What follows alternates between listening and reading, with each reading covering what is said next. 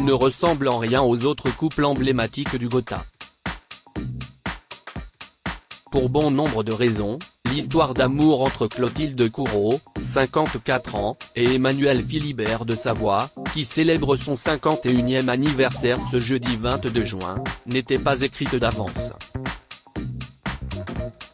Pour rappel, tous les deux se rencontrent lors d'une soirée mondaine, organisée sur le Rocher et présidée par Albert II de Monaco. Nous étions tous à table le soir où je l'ai vue pour la première fois. J'étais assis à côté d'elle et je cherchais l'approbation de Johnny Hallyday, note de la rédaction, dans son regard. Lui me faisait des clins d'œil, se remémore le prince de Venise, dans les colonnes de Point de Vue, en 2021. Si tous les invités sont témoins de l'alchimie présente ce soir-là, l'actrice, elle, préfère prendre son temps. À l'époque, l'intéressée sort tout juste d'une histoire aussi passionnelle que tourmentée avec Guillaume Depardieu. De plus, elle n'envisage pas une seconde de mettre un terme à sa carrière pour devenir princesse. Inquiétée à l'idée de renoncer à ses rêves, Clotilde Courreau doute, mais Emmanuel Philibert de Savoie trouve les mots pour la rassurer. Dictée par son instinct, et par l'amour, la comédienne finit par baisser les armes. Elle accepte d'épouser son prince, mais pose tout de même ses conditions. Malgré son nouveau statut, pas question pour elle de renoncer à ses projets d'actrice. Emmanuel Philibert de Savoie accepte, mais sait déjà que sa famille sera plus dure à convaincre. Supérieur à Clotilde Courreau, Emmanuel Philibert de Savoie et leur fille, une famille princière pas comme les autres. Emmanuel Philibert de Savoie a bataillé pour faire accepter Clotilde Courreau à sa famille dès leur début. Clotilde Courreau et Emmanuel Philibert de Savoie savent qu'ils vont devoir surmonter plusieurs obstacles. En cause, leur différence de milieu. Fille d'un ingénieur et d'une professeure des écoles, l'actrice n'est pas issue de l'aristocratie. Or, son futur époux n'est autre que le fils de Victor Emmanuel de Savoie, prince de Naples et duc de Savoie. Ainsi, avant d'espérer pouvoir dire oui à sa promise, Emmanuel Philibert de Savoie doit convaincre son père. Il ne ménage pas ses efforts pour faire accepter celle qu'il aime auprès de sa famille. Elle n'a pas de sang bleu mais son âme est noble. Si est-il le plus grand des titres qu'elle peut porter, n'hésite pas à clamer le prince italien, comme pour légitimer sa future épouse. De son côté, Clotilde Courreau est touchée de voir que son prince tient tête à ses parents pour la faire accepter au sein du Gotha. C'est formidable de rencontrer un homme qui vous aime et qui va jusqu'au bout de ça et qui, malgré ce qu'on ait pu lui dire sur la personne qui aurait été juste à ses côtés, décide, à un moment donné d'aller jusqu'au bout de son aventure, confie-t-elle, sur les ondes d'Europe 1, en 2014. Et d'ajouter, c'est quelqu'un qui a décidé d'une femme. On lui a dit et redit que ce n'était pas la bonne personne, pas juste, et lui a été jusqu'au bout de son désir et il a fait de moi une princesse. Donc là, ça c'est un rêve, et c'est le rêve de toutes les femmes, et de toutes les petites filles, résume celle qui n'aime pas beaucoup s'épancher sur sa vie privée. Clotilde Courreau découvre un monde nouveau, mais reste la même aux côtés d'Emmanuel Philibert de Savoie. Clotilde Courreau découvre un monde qui n'est pas le sien. Si sa profession n'échappe aux idées reçues, la comédienne reste fidèle à elle-même. Il est important pour elle de conserver son indépendance. Désormais princesse, elle n'abandonne pas sa carrière pour autant, comme elle le rappelle auprès de nos confrères suisses de l'Illustré.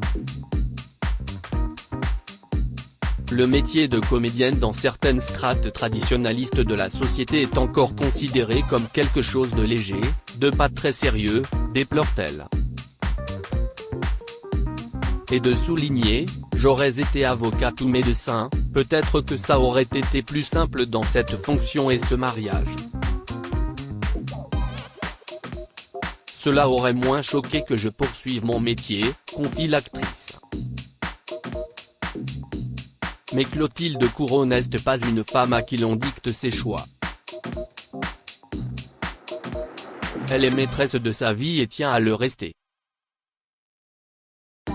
Un mariage de rêve sous haute pression forte tête, Clotilde Courreau tente une nouvelle fois d'imposer ses choix le jour de son mariage, le 25 septembre 2003.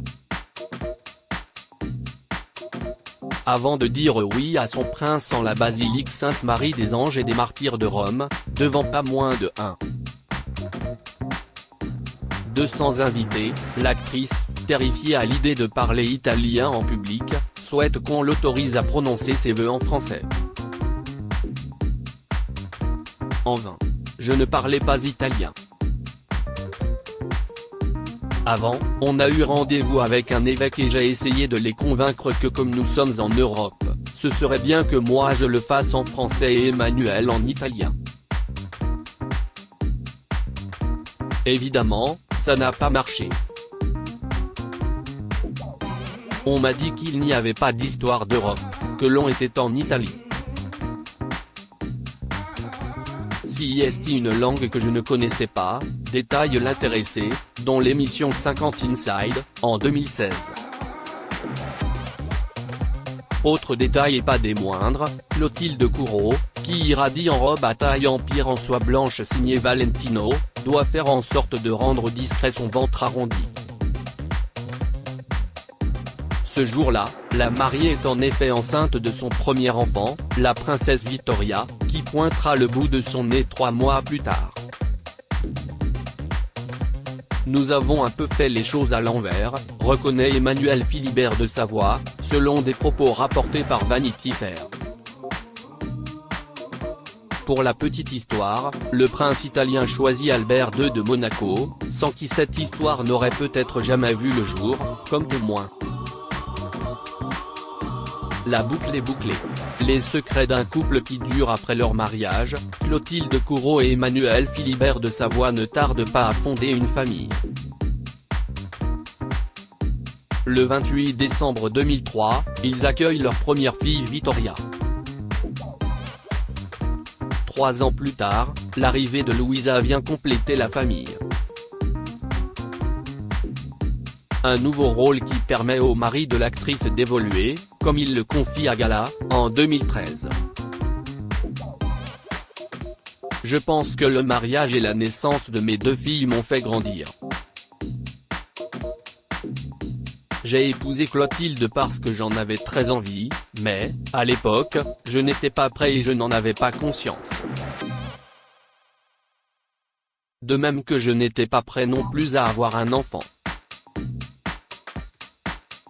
Et puis, peu à peu, j'ai mûri, appris, j'ai su goûter pleinement les joies du mariage et de la paternité.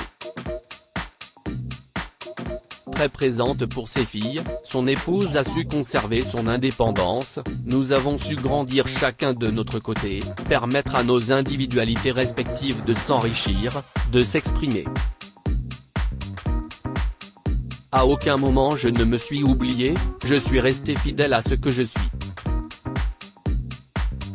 Cette individualité, aussi affirmée chez Emmanuel que chez moi, fait la force de notre couple, assure-t-elle. Bien que très amoureux, l'actrice et son prince vivent une relation à distance. Clotilde Courreau passe la majeure partie de l'année à Paris, quand son époux navigue entre Monaco, l'Italie et les États-Unis. Malgré ce mode de vie peu conventionnel, qui alimente bien souvent les rumeurs, le couple demeure très soudé. Ligne n'y a pas de secret entre nous, on se parle beaucoup, on se comprend. Nous avons un grand amour et un dialogue fort, confiait Emmanuel Philibert de Savoie, sur le plateau d'une émission de télévision italienne, en 2022. Alors, le secret de la longévité de ce couple réside-t-il dans l'éloignement géographique ? Peut-être l'une des clés du succès, mais ce n'est pas la seule, affirme Clotilde Courreau auprès du magazine Elle.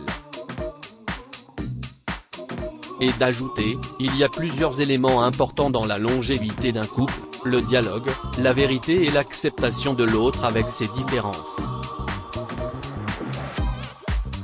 Un fonctionnement qui semblait porter ses fruits, puisque le couple célébrera ses 20 ans de mariage en septembre prochain. Crédit photo, @bestimage direction artistique gala.